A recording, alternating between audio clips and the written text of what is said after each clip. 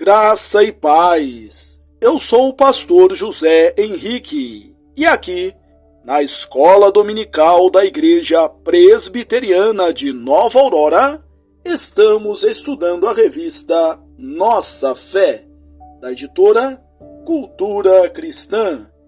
Tema trimestral: Unidade que transforma, a Igreja que Deus quer. Lição 1: Os atributos da Igreja. Texto básico: Efésios 2, 19 a 22. Introdução. Encontramos igrejas de todos os tipos e tendências. Igrejas focadas em batalha espiritual, teísmo aberto, teologia da prosperidade, igrejas arminianas, calvinistas, neopentecostais. Igrejas para todos os gostos. Diante de uma variedade tão grande, como identificar a verdadeira igreja? Por meio de seus atributos. É sobre isso que falaremos na lição de hoje. Tópico 1: Unidade. Há milhares de denominações evangélicas no mundo, e esse número só aumenta. Se considerarmos que cada comunidade independente é uma pequena denominação, esse número aumenta ainda mais. Embora nem todas essas igrejas sejam genuinamente cristãs, será que toda essa diversidade não é um desafio para a unidade da igreja? A Bíblia tem muito a nos ensinar sobre a unidade da igreja.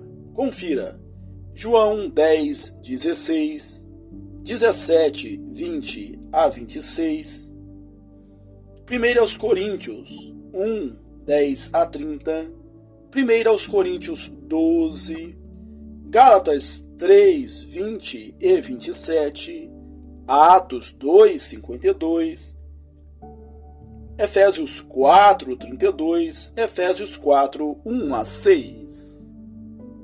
O texto básico também deixa clara a mensagem da unidade da igreja.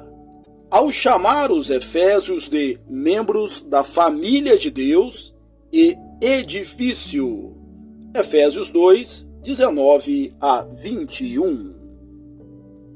Porém, temos de observar que unidade não quer dizer completa uniformidade. A unidade da igreja deve ser expressa por meio da obediência à palavra. Era assim na igreja primitiva. Atos 2, 42 a 47. Por isso, embora a igreja visível tenha sempre como objetivo sua unidade, na igreja invisível, isso já é um fato consumado, porque essa unidade é interna e espiritual. Em outras palavras, por mais que existam denominações diferentes, só existe um Deus e um único caminho para se chegar ao Pai, o Senhor Jesus Cristo. 1 Timóteo 2,5 e Efésios 2, 18 e 19. Essa verdade traça para nós um futuro de plena unidade, quando haverá uma única assembleia de salvos, glorificando o nome de Deus. Hebreus 12, 22 e 23. Por mais que nos identifiquemos com a exposição doutrinária de Calvino, Lutero ou Wesley, não somos batizados em nome de nenhum deles. mas unicamente em nome de Cristo. De Deus somos cooperadores, lavoura de Deus e edifício de Deus sois vós. 1 Coríntios 3:9. Ao chamar os efésios de família de Deus, Paulo tem a intenção de quebrar qualquer divisão étnica entre eles. O texto anterior, Efésios 2:11-18, tratou de como tanto o gentio como o judeu estão unidos sob a cruz de Cristo. Ou seja, a unidade da igreja foi conseguida ao preço do cabeça, que é Cristo, por sua morte e ressurreição. Tópico 2. Santidade. A igreja, desde seus primórdios, tem tido que lidar com o problema do pecado e com o estrago que ele causa ao seu testemunho. Pense no pecado inserido no primeiro registro de adoração a Deus, no relato de Caim e Abel, ou no relato do pecado de Ananias e Safira, cometido logo após o derramamento do Espírito. Apesar disso, um dos atributos da Igreja de Deus é a santidade. Como isso é possível? A resposta é que a Igreja é absolutamente santa em Jesus Cristo. Por causa da justificação de Cristo, a Igreja é santa diante de Deus. A Igreja visível também é atribuída a santidade. Ela é santa porque é separada do mundo para servir a Deus. Paulo chama os efésios de concidadão dos santos, ou seja, de todos aqueles que foram separados do mundo e consagrados a Deus como um povo de sua possessão pessoal. Ser santo, de acordo com a Bíblia, é ser separado por Deus. Por isso, o santo separado deve buscar a perfeição. Sede vós perfeitos, como perfeito é o vosso Pai Celeste. Mateus 5:48. Isso não significa que, como santos, estamos livres do pecado, mas que lutamos, que temos de lutar contra ele, despojando-nos do velho homem e nos revestindo do novo homem em Cristo.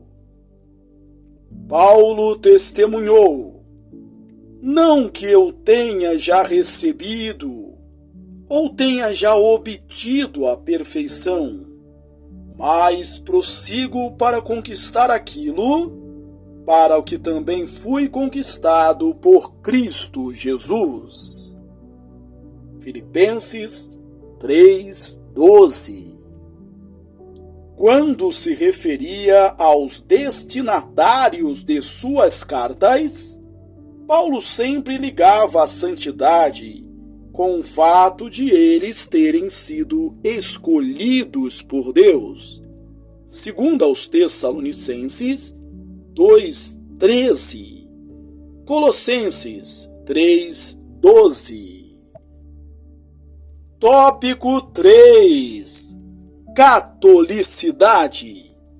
Apesar de, imediatamente, esse termo nos lembrar da Igreja Católica Apostólica Romana, a palavra católica vem do latim católicos e do grego católicos e significa universal.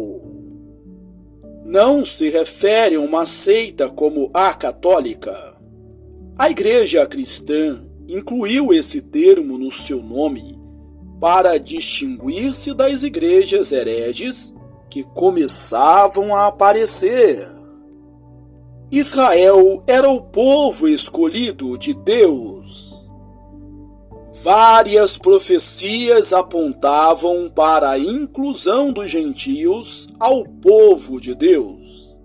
Isaías 56, 6 a 8, 60, 3 a 9, Zacarias 8, 22 a 23. O cumprimento dessas profecias dá-se no Novo Testamento. Na Nova Aliança, a salvação atinge todas as nações, tribos, povos e línguas. Apocalipse 7, 9. Foi com essa missão que Jesus mandou seus discípulos a todo o mundo. Mateus 28, 19. Existe ainda um outro sentido para a universalidade da Igreja que não é meramente geográfico. Paulo disse aos Colossenses, no qual não pode haver grego nem judeu, circuncisão nem incircuncisão, bárbaro, cita, escravo, livre. Porém, Cristo é tudo em todos. Colossenses 13, 11. Isso quer dizer que em Cristo todas as barreiras foram derrubadas, tanto as geográficas quanto as sociais. Por isso, somos todos concidadãos. Efésios 2:19. Para Paulo, não importava se o membro da igreja era de origem gentílica ou judaica, porque agora todos fazem parte da Igreja Católica ou Universal de Deus. Tópico 4. Apostolicidade. Afirmar que a Igreja é apostólica por vezes nos preocupa. Ressaltar a importância dos apóstolos para o início da Igreja pode nos fazer temer o extremo disso, ou seja, considerar uma classe de cristãos especiais, como faz a Igreja Católica Romana com a figura do Papa.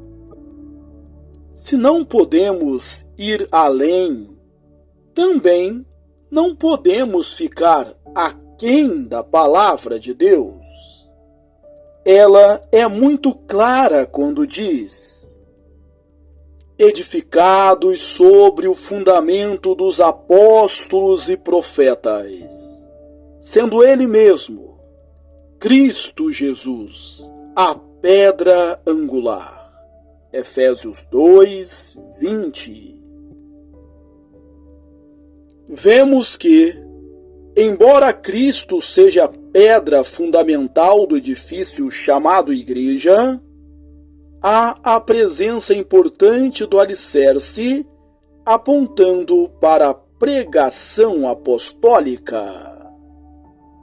O modo de vida da igreja primitiva apontava para esta afirmação. Perseveravam na doutrina dos apóstolos. Atos 2:42. Também lembramos que o próprio Jesus indicou, no seu diálogo com Pedro, como sua igreja seria edificada. Eu te digo que tu és Pedro, e sobre esta pedra edificarei a minha igreja, e as portas do inferno não prevalecerão contra ela. Mateus 16, 18. Pedro, como representante do colégio apostólico, é a pedra sobre a qual a igreja foi edificada. Assim comenta a Bíblia de Estudo de Genebra. Não fosse pelo abuso dessa passagem pela Igreja Católica Romana, é pouco provável que qualquer dúvida fosse levantada de que a referência pedra é a Pedro. Mas a pedra fundamental é Pedro como representante dos apóstolos, e cuja confissão a respeito de Cristo lhe foi revelada pelo Pai. Para confirmar essa interpretação, na visão que o apóstolo João tem da Nova Jerusalém, os apóstolos aparecem como o fundamento de suas muralhas. Apocalipse 21, 14. E o próprio Pedro afirma que Cristo é a pedra principal. 1 Pedro 2, 4, 8. William Hendricks comenta: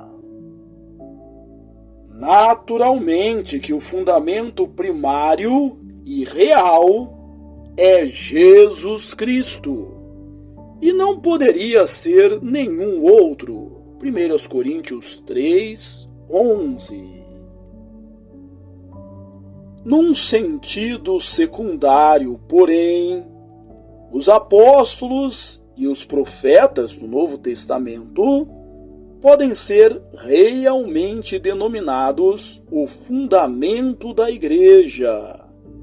Ou seja, eles dirigem a atenção de todos para a pessoa de Cristo, como único e verdadeiro Salvador.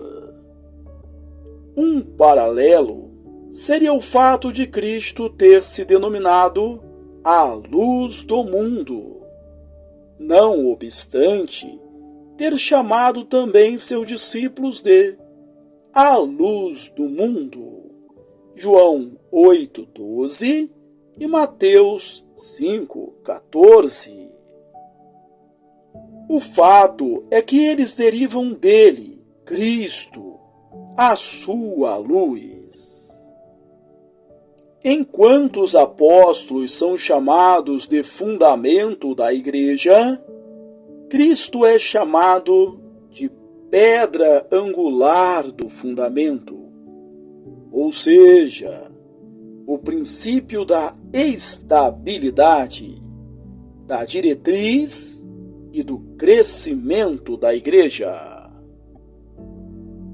A importância do ministério apostólico é vista no referencial que ele nos deixa. A igreja está atrelada à mensagem pregada e deixada por eles, bem comprometida por ela. Por isso, unidade, santidade e universalidade para a igreja só são possíveis por estarem embasadas na apostolicidade da igreja. Conclusão: existe uma única igreja, e a palavra de Deus diz que ela é una, santa, universal e apostólica. Mas a verdadeira igreja só Deus pode ver. A parte que é visível para nós está somada ao joio que Jesus disse que foi semeado junto ao trigo. Soma-se ainda o fato de mesmo os santos, separados, que a compõem serem pessoas sujeitas ao pecado. Essas razões explicam o porquê da nossa igreja local nem sempre ser o que esperamos que ela seja.